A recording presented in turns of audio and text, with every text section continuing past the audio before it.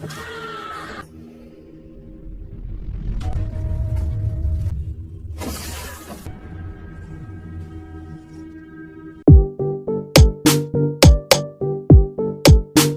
dibuka dengan seorang ayah bernama Francois dan putranya bernama Email yang sedang terjebak macet di tengah kota bersama anjir mereka bernama Albert.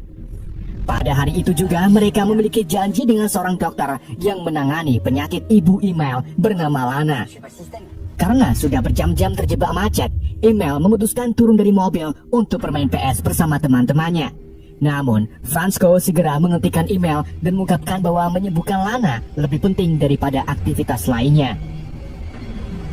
Di saat itu juga, mobil ambulan yang ada di dekat mereka berguncang cukup keras. Dan kemudian, keluarlah sesosok manusia setengah burung yang mulai menyerang para petugas. Manusia burung tersebut lalu mendekati Email dan Franco, tapi ia tak menyerang dan lebih memilih melarikan diri ke sebelah sana.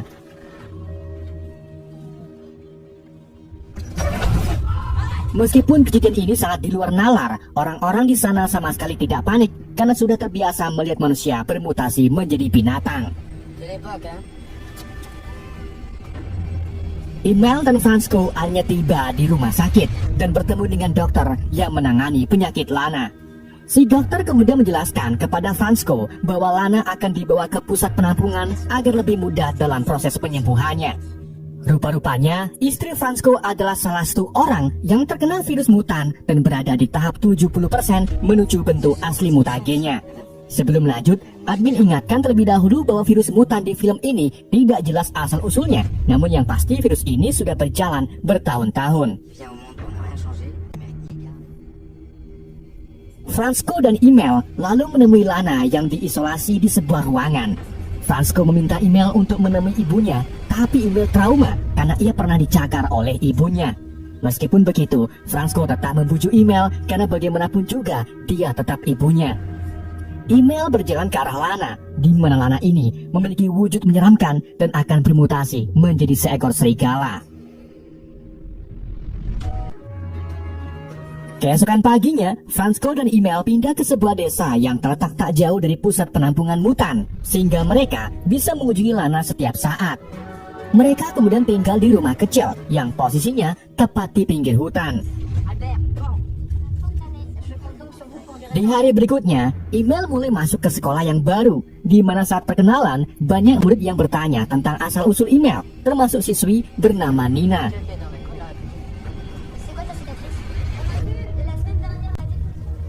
Sepulang sekolah, Email mampir ke tempat kerja ayahnya di kafe alam milik Pak Bagong.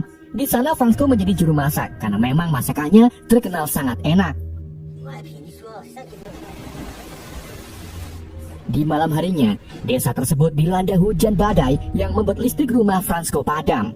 Ketika Email menemani ayahnya memperbaiki saklar, tiba-tiba Email melihat sosok mutan. Tapi mutan tersebut langsung menghilang begitu saja tepat saat lampu rumah menyala.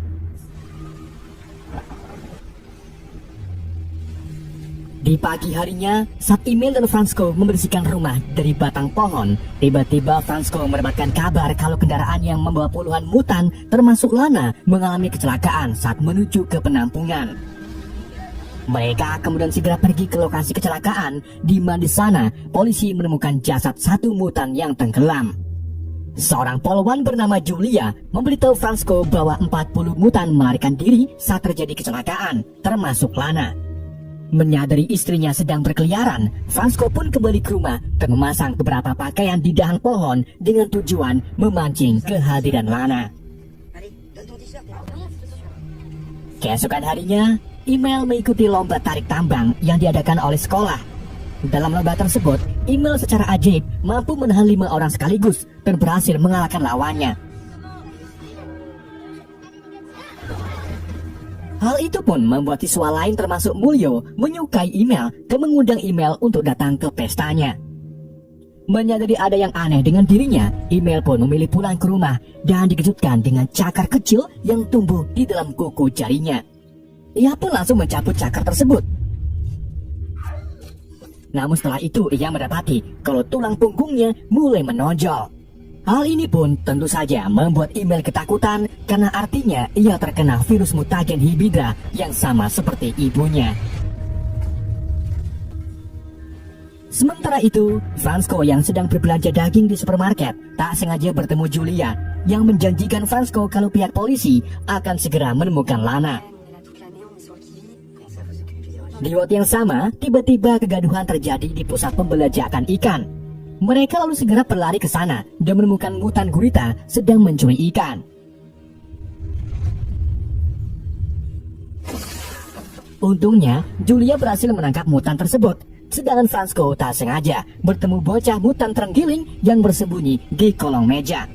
Namun, karena Fransko memiliki hati yang baik, ia pun memilih diam agar bocah itu tak tertangkap pihak polisi.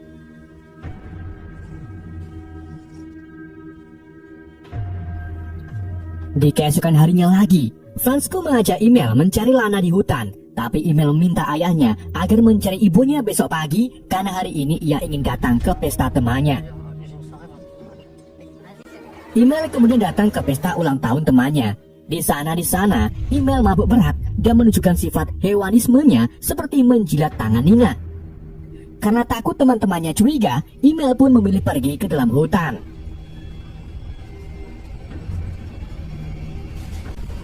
Pagi harinya, Email merasa kebingungan karena ia secara ajaib terbangun di tepi danau. Tidak cuma itu, saat Email hendak mandi di rumah, ia juga menemukan selai bulu burung tersangkut di mulutnya. Jadi bisa disimpulkan kalau semalam Email memangsa seekor burung. Setelah mandi, Email diajak ayahnya ke hutan bersama Albert. Mereka mulai menyusuri semak-semak dan berteriak memanggil nama Lana di tepi rawa. Keduanya terus mencari Lana sampai malam hari.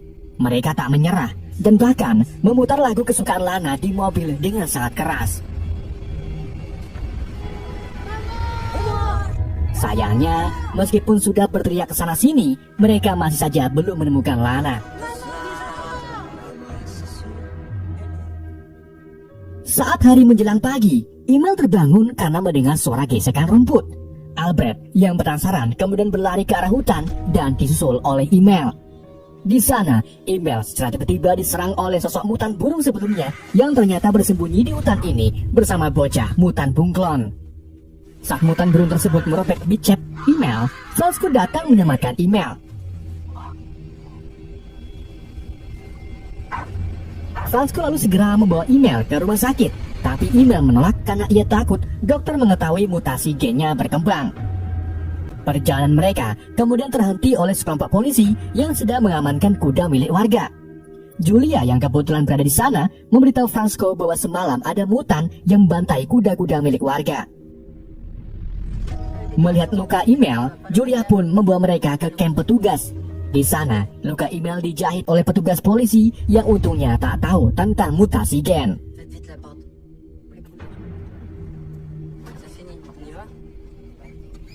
Di hari berikutnya, saat Email mengikuti kelas sains, ia secara tiba-tiba mendapatkan wangsit berupa pendengaran yang sangat tajam, layaknya seekor serigala.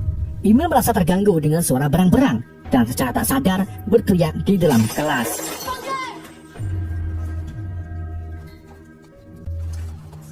Sepulang sekolah, Nina mengajak Email ke rumahnya. Di sana Email menemukan seekor burung yang sudah mati di lemari es milik Nina. Nina pun menjelaskan kepada Email kalau dirinya sangat suka dengan hewan. Nina juga mengeklaim kalau dirinya tak setuju dengan pemerintah yang mengisolasi mutan di pusat penampungan.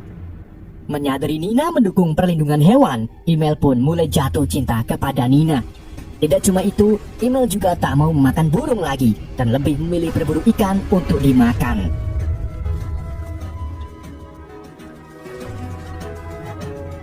Setelah mendapatkan ikan cukup banyak, Email pergi ke hutan untuk beri makan mutan burung dan mutan bunglon. Email lalu berkenalan dengan mutan burung yang memiliki nama Vic, di mana hari ini Vic sedang berlatih terbang. Menyadari tubuh Vic penuh luka akibat terbentur tanah, Email pun membawa Vic ke rawa dan memintanya agar berlatih di sini karena lebih aman. Setelah Email menyingkirkan puluhan tunggak di dalam rawa, Vic mulai berlatih terbang. Meskipun gagal, Vic terus berlatih agar ia bisa terbang layaknya seekor burung beneran.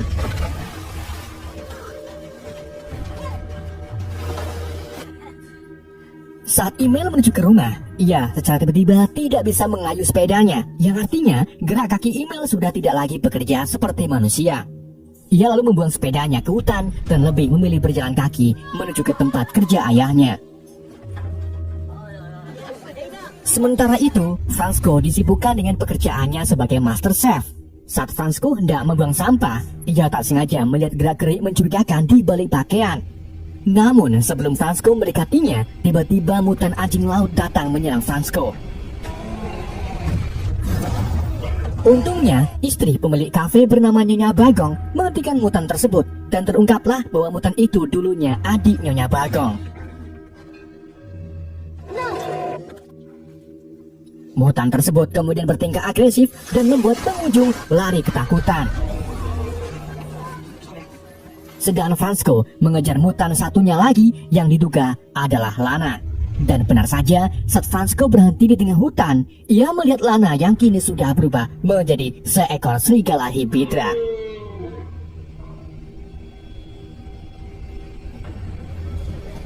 Setelah kericuhan mereda, pihak polisi dan militer mulai berdatangan untuk memburu mutan anjing laut. Fransko lalu bertemu kembali dengan email yang menjelaskan kalau sepedanya dicuri oleh maling. Di hari berikutnya, email menjalani aktivitas seperti biasanya, seperti berangkat sekolah dan melatih Vic terbang. Ia juga mengganti perban di wajah Vic yang sebelumnya terluka akibat ulah dokter.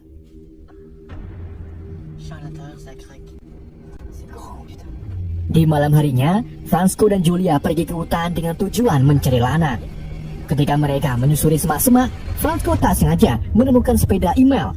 Ia pun membawa sepeda tersebut ke rumah dan mendapati kalau sepedanya baik-baik saja. Saat Fransko mencuci tangan, ia mendapati kalau klosetnya macet. Ia pun membongkar pipanya dan betapa terkejutnya Fransko saat menemukan kuku-kuku tajam yang diduga milik email. Gak lama kemudian, saat email pulang ke rumah, Fransko menunjukkan kuku tersebut kepada email dan memaksanya untuk mengayuh sepeda. Tentu saja email menolak dan kabur melarikan diri. Akan tetapi Fransko berhasil menangkapnya dan mengungkapkan kalau semuanya akan baik-baik saja. Di pagi harinya, Fransko melarang email untuk menonjolkan perkembangan mutasi gennya, seperti berperilaku seperti hewan. Fransko juga menyuruh email untuk rajin mencukur bulu yang mulai tumbuh di sekujur tubuhnya. Saat email berada di rumah sendirian, ia menelpon Nina. Email kemudian meminta Nina berteriak guna mengetes pendengarannya. Dan benar saja, email mampu mendengar teriakan Nina meski jaraknya berkilo-kilometer. Keesokan harinya, email pergi ke hutan untuk menemui Vic. Namun pada hari ini juga, Vic sudah tidak bisa lagi berbicara dan hanya mampu mengeluarkan suara bekuran layaknya seekor burung. Vic kemudian naik ke atas pohon untuk menunjukkan kepada email kalau sekarang ia sudah bisa terbang.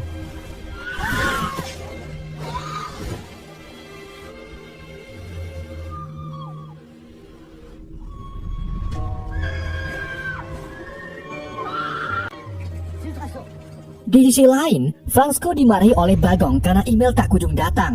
Padahal hari ini mereka sedang mengadakan pesta panen di lapangan desa.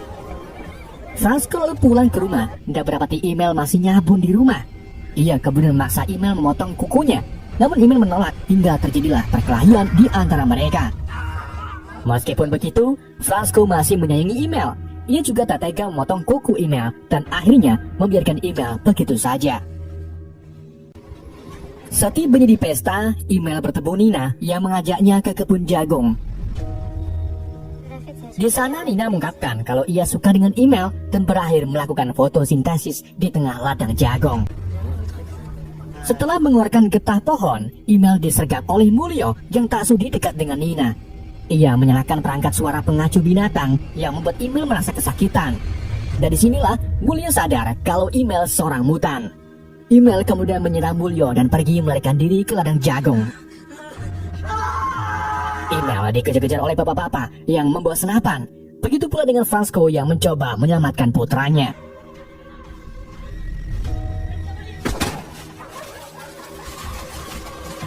Di tengah pengejaran, tiba-tiba Email dibantu oleh Vic yang secara cepat membunuh salah satu warga.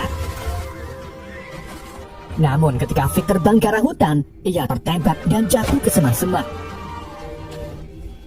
Email mencoba menolongnya, akan tetapi Vic tak mampu bertahan dan berakhir meninggal. Karena para warga sudah semakin dekat, Email pun memilih pergi ke arah hutan. Keesokan paginya, pemerintah mengirim ratusan militer ke hutan dalam rangka memburu Email dan para mutan lainnya. Email yang masih ketakutan terus berjalan ke arah hutan lebih dalam. Sesekali ia keburan di sungai untuk mencari ikan. Malam harinya, hutan tersebut diguyur hujan sangat lebat. Untungnya Email menemukan sebuah goa dan tidur di sana.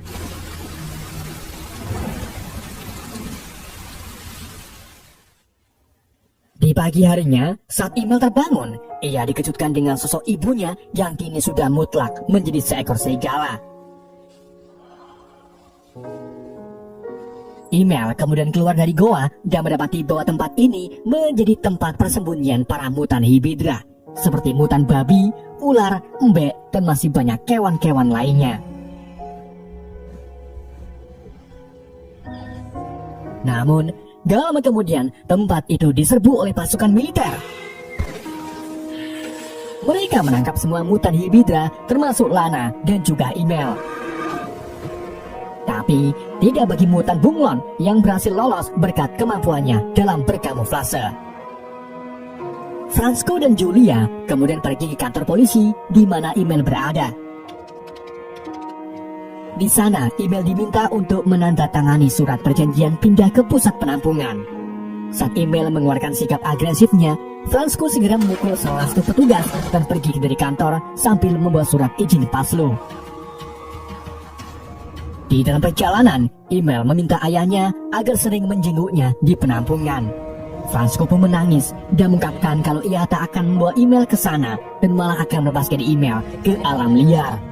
Hal itu pun membuat Email senang dan keduanya berbagi momen bahagia saat mereka masih bersama Lana. Di saat itu juga, mereka dikejar-kejar oleh polisi. Fransko segera tancap gas menuju ke jalur hutan dan setelah itu, ia meminta Email berlari sekencang mungkin ke arah hutan.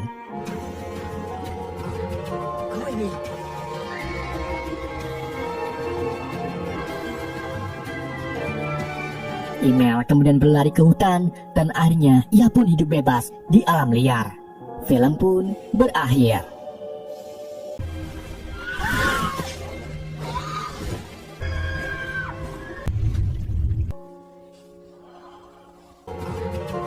Ini